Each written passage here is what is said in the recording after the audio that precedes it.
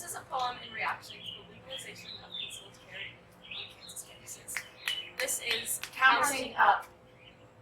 2 dead in Arizona, 3 dead in Nevada, 4 dead in Florida, 5 dead in Tennessee, shot 1, after another, bullets escaping casings with every exhale, innocent bodies dropping with every breath.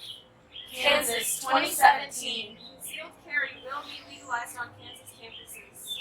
this law is legalizing more than guns. This law is legalizing carrying someone's life in your pocket. Roseburg, Oregon, 2015, when the shooter attacked, multiple victims were carrying firearms, and all of them stayed hidden. People too scared to use their weapons in fear of being mistaken for the gun man. We should not hope that one day someone will be brave enough to shoot back. Brave enough to stoop to the level they never thought they would know. Brave enough to spill blood. Brave enough to forever remember how it feels to take someone's life with the clench of a trigger. No one should have to be that brave. 6 dead in Texas. 7 dead in Massachusetts. 8 dead in California. 9 dead in South Carolina. We are starting to feel numb. This nation is starting to feel numb. We are no longer surprised by bodies in barbarity. We are getting used to numbers. Bodies without faces. Numbers without names. We don't know their names. Newtown, Connecticut, 2012, Sandy Hook Elementary. 6 teachers and 20 students killed when they were this small.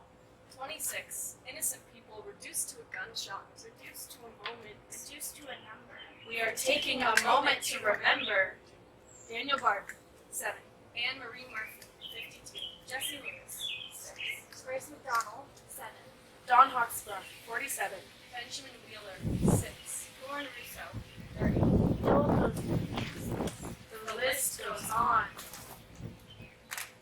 How many people have died packing bullets in their lunch boxes? Too many people have died. The numbers are growing, and so is this problem. We aren't saying we know how to solve it. We're just saying that guns are a part of it. So Kansas, Sam Brownback, why are you bringing them into our schools?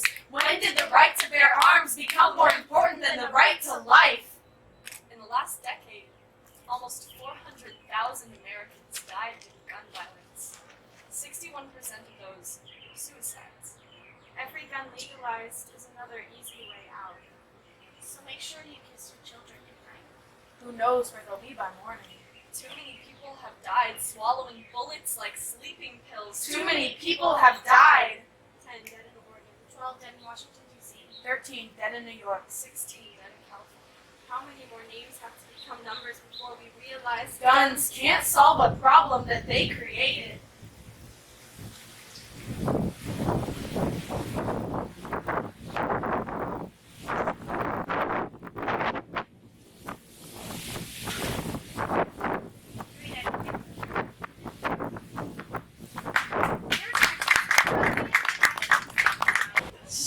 Last year, we read a poem counting up all the innocent lives that are lost each year to gun violence. And last year, we lost 49 more at a shooting in a nightclub in Orlando. So this year, we are still counting. 1, 2, 3, 4, 5 people in the bathroom. 6 people at the bar. 7 people on the ground, 8 screaming, 9 bleeding, 10 bleeding. I just wanted to get my friend. I just wanted to get help. I just wanted to get out. I just wanted to get home. Safe. What do you do when people become pools of blood? when you can taste gunpowder like the barrel is on your tongue? When you can't tell what's louder, the screaming, or the gunshots, or Or the the hate. I didn't know I would die that night. I didn't know I would die that night. I didn't know my coffin was on the other side of the closet. Gay.